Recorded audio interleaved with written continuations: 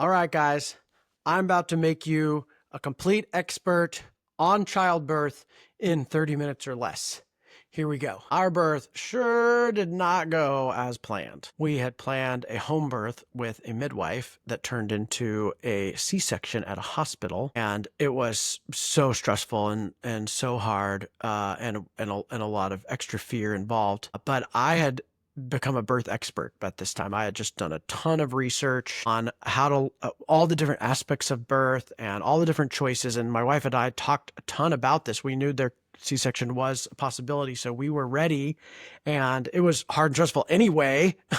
But I because I had such a solid birth plan and such a solid understanding of my role, and we had the right care team and the decisions pre-made and all the right stuff packed, it was really the best it could be. And we ended up getting, 90% of what we wanted out of the birth, despite the circumstance. And so I'm just really passionate about sharing all the different complicated aspects of birth that a man needs to know, and excited to do that here today.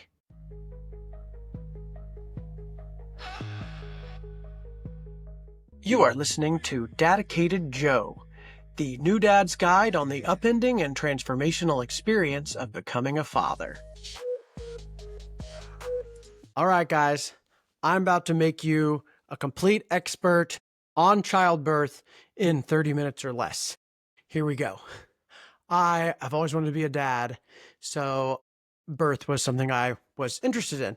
And I ended up becoming very close friends with a midwife in training who became a really great midwife, who taught me just everything there is to know about birth and the problems with the birth system and the benefits of natural birth and all that. So I knew a lot about birth going into this with my wife, and then learned a whole bunch more through our birthing experience. And I'm going to just teach you everything I learned and what you need to know to be prepared for that very powerful moment, and also to support your partner who is obviously going to be going through the worst of it. Birth planning, I believe, should be done as a couple, not just left to her to kind of decide what she wants and just inform you. Everything is ultimately her decision, but you could play a strong role in doing research and helping her understand her desires and learn more about different risks of different choices, and educate yourself, and be a part of that process.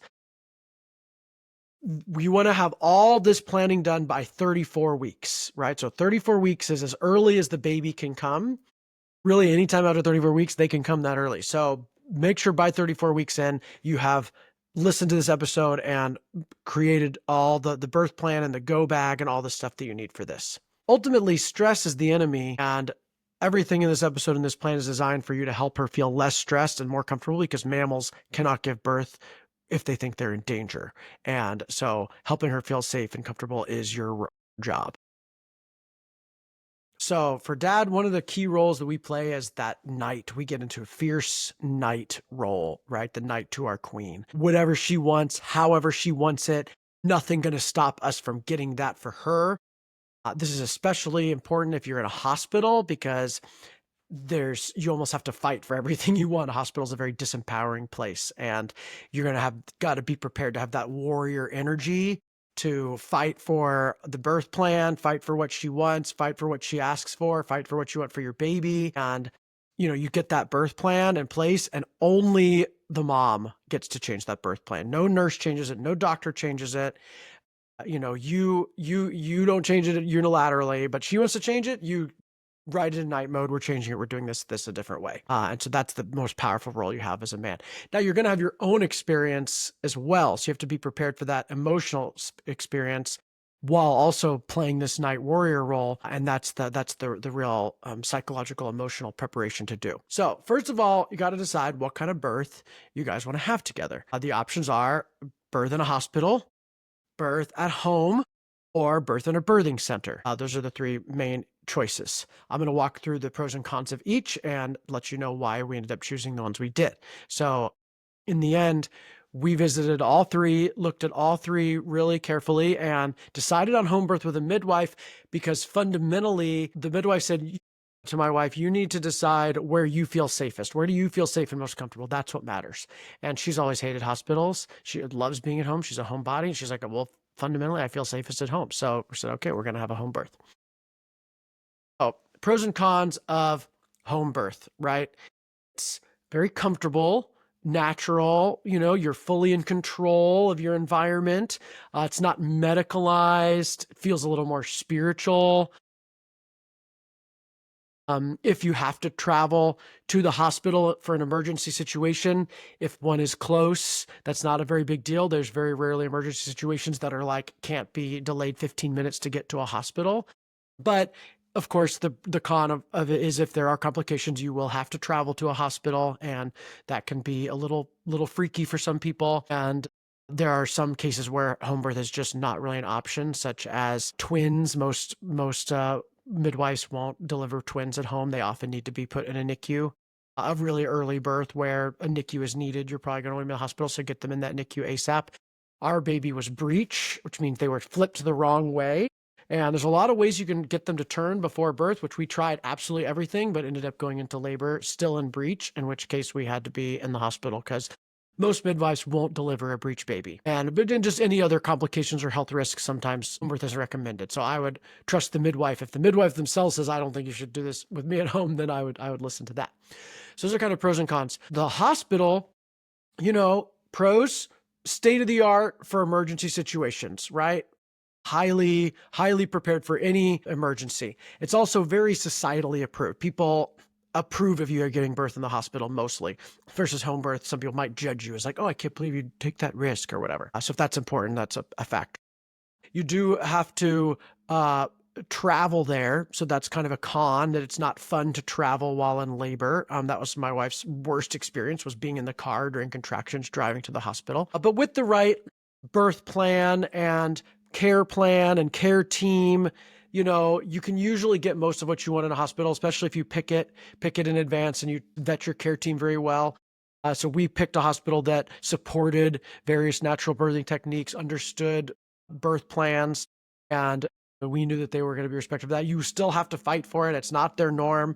But with the right amount of advocacy and planning, you usually can have the birth you want in a hospital if you insist on it. There's paperwork, there is insurance issues, there's the billing calls, there's the headaches of trying to get the insurance to approve. It was one of my wife's worst experiences, getting the insurance to pay for all the stuff they were supposed to pay for, like in the midst of postpartum, like trying to get these $30,000 bill covered. And for a lot of people, it can feel very uncomfortable to be in a hospital. It's chaotic. It's very medicalized. It's very technical. There's this strong sense of a lack of control, that the nurses or doctors could just say or do whatever they want to you or to your baby. And you just have to fight for everything you want in those circumstances. That's kind of a disadvantage of a hospital. Birthing center is kind of in between. They have many of the comforts of home, and is a little more specialized than a home birth, right? You have kind of a bigger team, a few more devices. A really cool thing about the birthing centers, they usually give you access to a community of other people giving birth around your same time. So they have these fun classes or support groups afterwards, and you can meet other parents that are in your same stage. And sometimes those parents can become friends for life as your kids grow up together. Now, you still have to travel there. So once you're in labor, that's one of the disadvantages. You have to get in a car and travel while in labor. If you still would have to then travel to a hospital if there are major complications, like they don't do C-sections, for instance, and they don't have NICUs, right, at a birthing center. So there's some of those disadvantages of home. Sometimes there's hospitals that have a birthing center attached, so that's nice. They can just wheel you down the hall to an emergency room or into the NICU. And not all those don't commonly exist, and some of those birthing centers aren't as good as the standalone ones, but that's a nice in between. But ultimately, you're also less judged if societal's opinion matters to you, or to your wife. Like in a birthing center, just feels safer to everyone else than at home, even though it, in my opinion, isn't really that much different. But in the end, I kind of think birthing center isn't much different than being at home, and is more expensive, and you have to travel there. So that's just kind of my opinion. In the end, it's up to your wife or where she feels most comfortable. Just want to arm you with the most data so that you can be the best partner to helping her make that decision.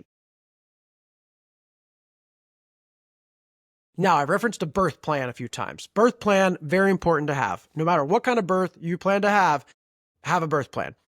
Now, a link to our actual birth plan is linked in the show notes. So you can use ours as a template to create yours. There are a lot of different templates out there if you want. There's some standard info that's usually included. I'm going to walk through ours step by step so you can see what kinds of decisions you want to make in advance so that you're not trying to decide them in the moment.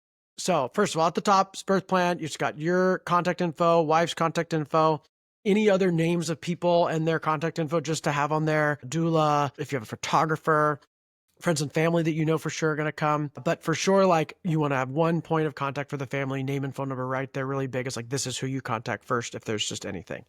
It's good to have the estimated due date on there so you know when it is. And then once you make this, you're going to want 6 copies of this when you go so that you can give one of these to literally everybody around, every nurse that comes in, every doctor, anesthesiologist, everybody should have this birth plan. We created a mission statement for our birth, which was, we want our birth to feel natural, serene, fun, and exciting. We want to trust Serenity's intuition in every moment and be fully in it together. And Serenity is my wife, so saying we're trusting her intuition. We co-wrote that together.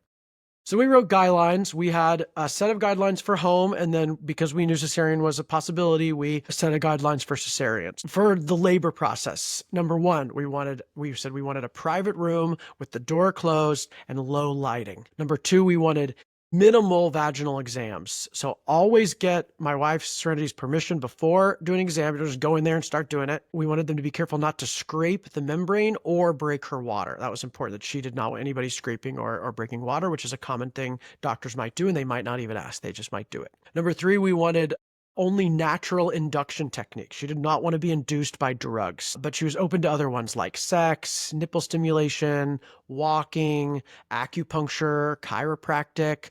She actually went into labor after being in a float tank, was one of the things that sent her into labor, just being so relaxed. And so she was open to those, but did not want any kinds of drugs, Pitocin being the most common one. The use of birthing equipment, she wanted to be able to have access to specific equipment like a tub, like a water birth, or a ball, like a big yoga ball that she could roll around. She wanted minimal talking and chatter around her. She wanted it very calm and serene. She didn't want us to chat or make noise. She wanted to wear her own soft clothing and eat only her own food, right? She did not want to be put in hospital clothes, scratchy stuff, and she did not want hospital food. So she was very clear that she's going to wear what she wants and eat what she wants. Number 7 was natural pain relief. She wanted no drugs. She did not want the epidural or any kind of drugs. There's a lot of risks to slowing down the birthing experience or even to the baby to give them drugs. Now, some moms want those drugs because it is really painful. If they want them, no judgment. It's their body. The baby's going to turn out fine. But my wife understood enough about the role drugs play that she didn't want those. So she was open to massage, acupuncture, chiropractic, or just general distraction from the pain. And then number 8, she only wanted external intermittent fetal monitoring. She didn't want a fetal monitor attached to her, which can also make it hard to get up and move around. And also it's just sort of stressful for have this thing attached to her body. So she didn't want the monitor on her. She wanted just periodically them to just check, but only on the external. And the number 9, she didn't want any IVs. She didn't want to be limited by motion. If she wanted to get up and move around, she wanted to get up and move around. She wanted to be able to change positions. So no IVs was her role. So this is a fairly extreme list, right? This is kind of the most natural list you could have. Any one of these is up to your wife to decide, I want this but don't want that. But Serenity wanted a very, very natural birth, very limited interventions, you'd call that. For the deliveries, the next section. So there's 4 points here. Number 1, no time limits on pushing. She wanted to push as long as she needed to push, and nobody's can say you're too tired. We should just do a C-section. You've been pushing too long. She would say, nope, I'm going to push as long as it takes to push to get that baby out. Number 2, she wanted to try different birthing positions, any one that felt right to her. And this is especially easier at home, but even in the hospital, you can insist that you want to be on all fours or standing up or in a tub if they have that option. I wanted to catch the baby, so it's on here that Joe would like to catch the baby, which for a home birth is an option for dad to actually be there and have the baby come out into my hands, which I was really excited about. I was planning to wear a GoPro and video that. Of course, we had a C-section, so unfortunately we didn't get that, but that I wanted to catch the baby. And then number 4, no episiotomy. This is when they actually cut the vagina open more to get the baby out, which is very painful and hard to recover from. She did not want that. She said, do not, under no circumstances, cut me open. So now, if this is a cesarean, which is what ended up happening because our baby wouldn't turn, and then she came 2 weeks early, we ended up in a cesarean, and so this section became very important. Number one was that Joe will be there all time, so I would wanted to be with Serenity the whole time in the operating room, never separating me from her. That was a key piece. Number two was we wanted to photograph and film the process of the cesarean, which you are allowed to do. And number three is that she didn't want any small talk or chatting during the procedure, which apparently surgeons talk about their weekends and stuff like while they're operating on people, and she did not want that. She wanted dead silence. So we were very clear with the operating team about that. We wanted the surgeon to sew up every layer on the way out. Sometimes surgeons have been known to skip some layers or just sew the end layer and hope the rest seals together. So we were explicit about we want every layer sewn so we can create the fastest and maximum healing. It takes longer. It's harder to do. Some surgeons think it's unnecessary. So we had to insist on that. And number five, we wanted skin-to-skin contact immediately after. We wanted baby placed right on the skin to skin with Serenity right away. And then after birth is the final section. So after baby comes out, number one, we wanted to place the baby skin to skin immediately, no matter what, right? That was really important for us to get baby to the skin. We did not want them to wipe or wash the baby at all. The fluids on the baby are a very important source of probiotics and gut microbiome and important things. So we did not want that washed off. We wanted it left on. Some people wait even weeks before washing the baby to let that stuff really settle on. Number three, we wanted to wait as long as possible to cut the cord. This is called delayed cord clamping. This doesn't work for a C-section, but for a natural birth, sometimes they just snip it right away. And if you wait a while, the more nutrients will get into the baby. And you can even massage and pull nutrients from the cord into the baby before cutting it. So it's called delayed cord cutting. And so we wanted that. We wanted the needing to get more blood from the placenta before removing the placenta. And number five, I wanted to cut the cord, so let me do it. So I was going to cut the cord because we had a C-section. They let me cut it symbolically. They're like, here's a piece of the cord left. You want to cut it? So I did. I can say I cut the cord, but it wasn't exactly the same. We wanted to take home the placenta. There's a lot of vitamins and nutrients in the placenta that you can use for both mom and dad to consume. Either I made smoothies for eat it with, or you can also make it into tinctures, or some people dry it out and make it into pills. We did not want any eye ointment, vitamin K, vaccines, or circumcision if it was a boy. So these are all four things that they almost do automatically without ever asking, and we didn't want any of those. Serenity had her own reasons for all that stuff, but there were all kinds of different.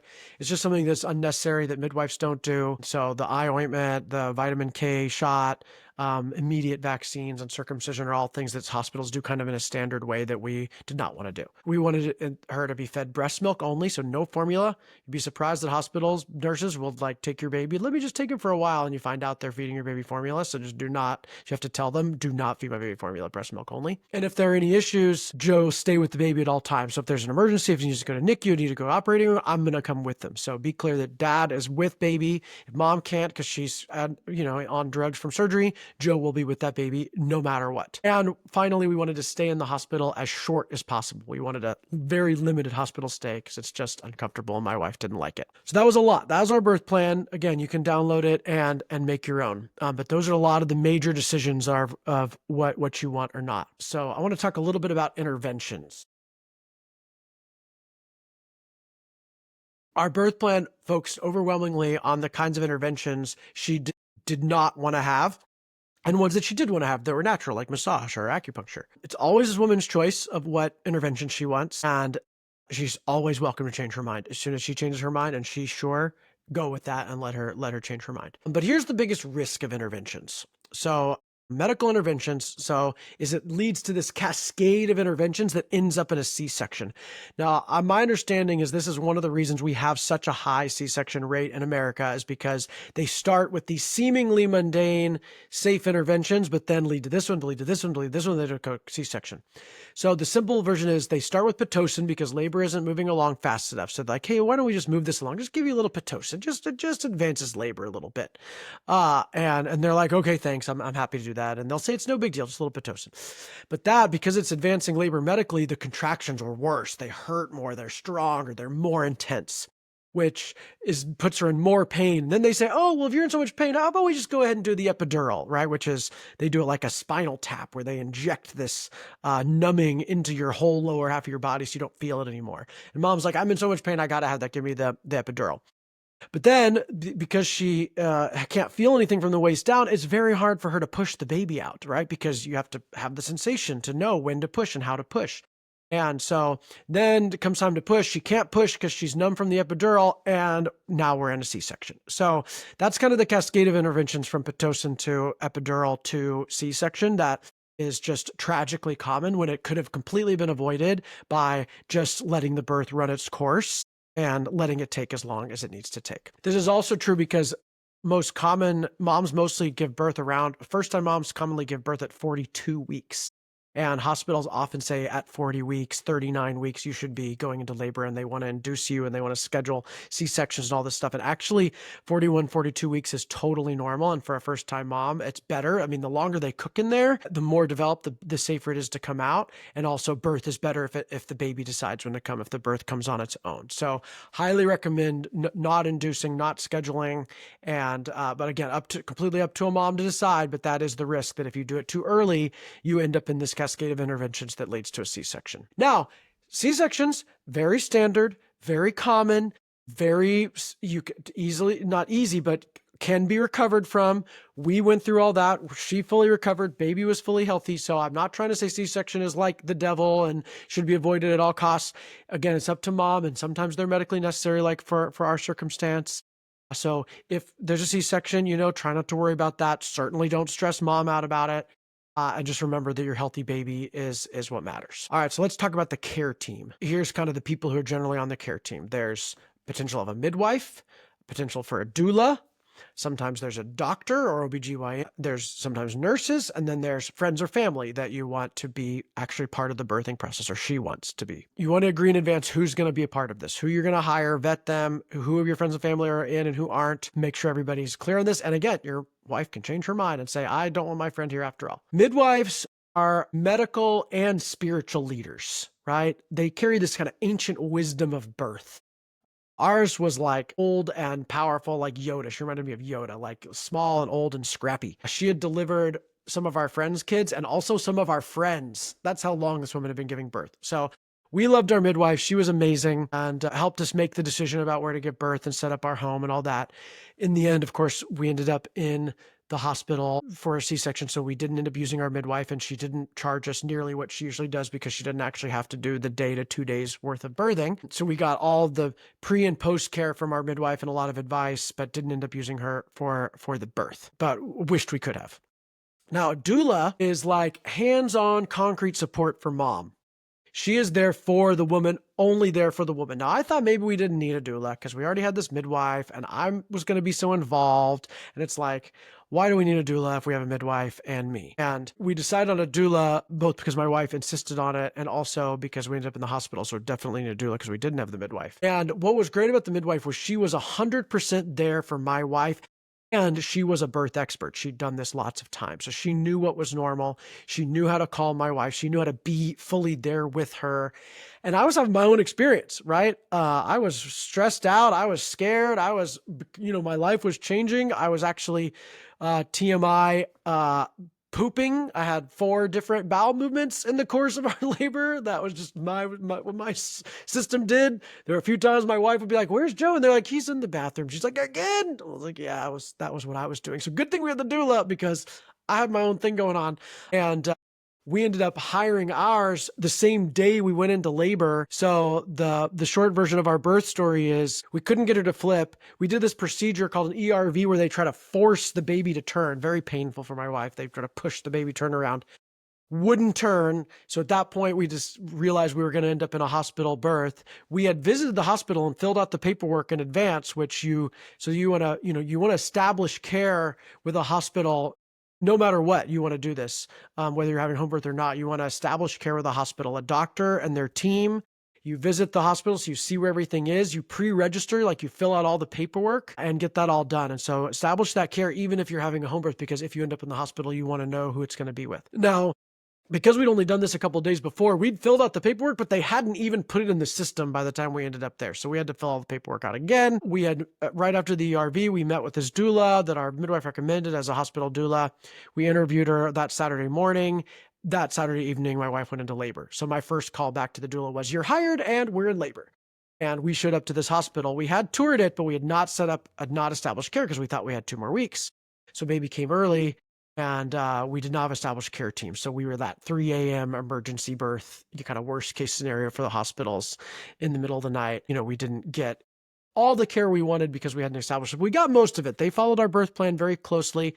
The main thing I didn't get was the anesthesiologist didn't allow our birth photographer or our doula in the operating room. And so it was just me only. And that was really unfortunate. There was really no reason that he kept them out.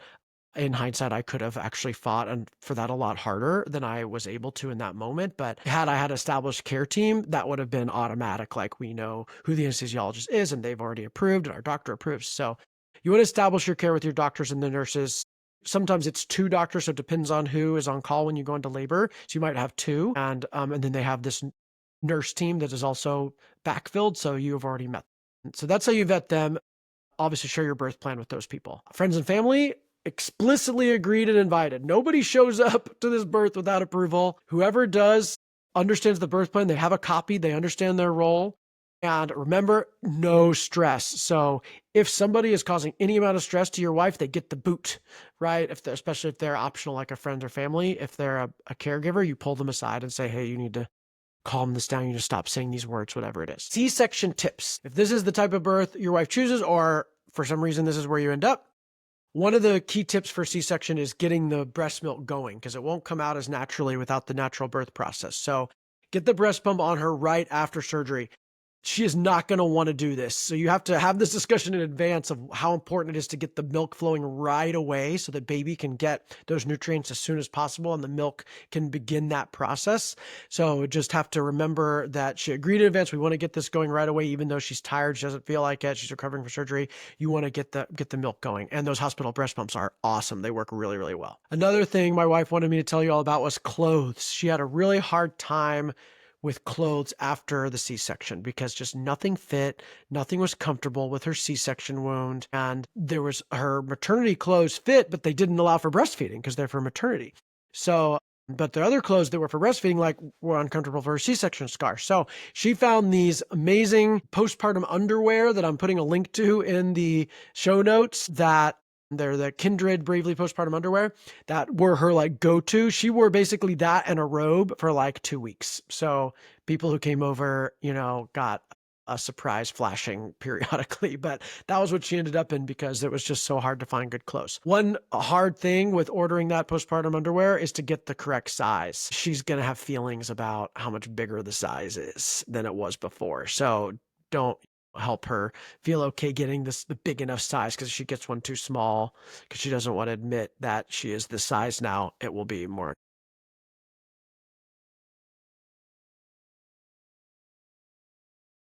Birth bag. There are a lot of samples out there on what to include in the birth bag. This is absolutely something dad can do. You want to check this with her and make sure there's everything she wants in there, but this is a job you can easily do, is assemble this birth bag, know where it is, be in charge of carrying it. So you can Google samples out there, but ultimately here's the basics. You want 6 copies of your birth plan, right? Printed out, big enough, it's easy to read. Pass those out like candy. Everybody should have the birth plan.